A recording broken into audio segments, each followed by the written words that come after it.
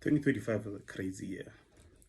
So I made a list of top 10 moments that caught my attention. Let me know what you guys think. Drop down your comment down below. Let me know what stood out for you in the year 2025.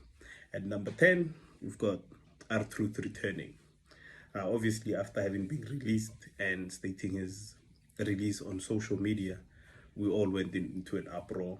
We all said, bring R-Truth back. Now, the only reason I have this at number 10 is because after his return, basically he went back to being his old self. The fun, loving, and just all-out funny guy, instead of just sticking to being Ron Killings, who seemed to be a more serious character. At number 9, I'm split in between these ones. It's Melo winning the United States Championship. That was on a recent episode of SmackDown. And Jade Cargill finally becoming the Women's Universal Champion. I don't know. I just feel like Melo winning this one, because obviously it feels like the United States Championship is just a consolation prize at this point in time. Everyone that we cheer for and we want to win major titles, they just give them the United States Championship and go, hey, okay, here's your title, let's see what you do with it. But well deserved to Melo and Jade Cargill. At number 8, I'm going to have to give it to Naomi, cashing in her Money in the Bank contract and finally becoming a women's champion in the WWE. It was a great thing to see. At number 7, it's none other than the never seen before 17-time John Cena with his babyface turn. After just one speech from Cody Rhodes, John Cena decided to be a babyface again. And at number 6, it's still John Cena, but this time with the heel turn, obviously having taken place with Cody Rhodes at the Elimination Chamber, involving the Final Fraud, Johnson and Travis Scott.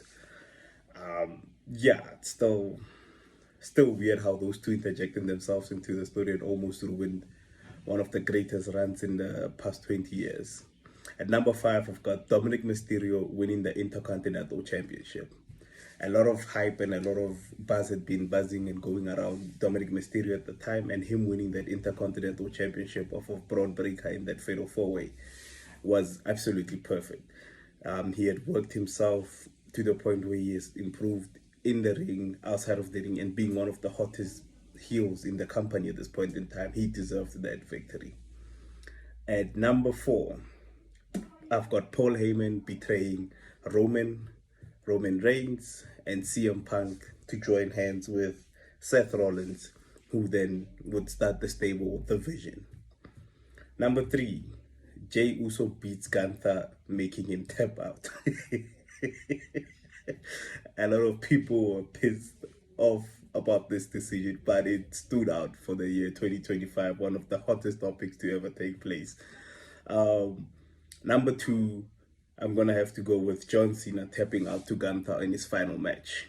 Now, as much of a shock as it was to see it happen, a lot of us had a speculation going into the match, just John Cena was going to lose this match.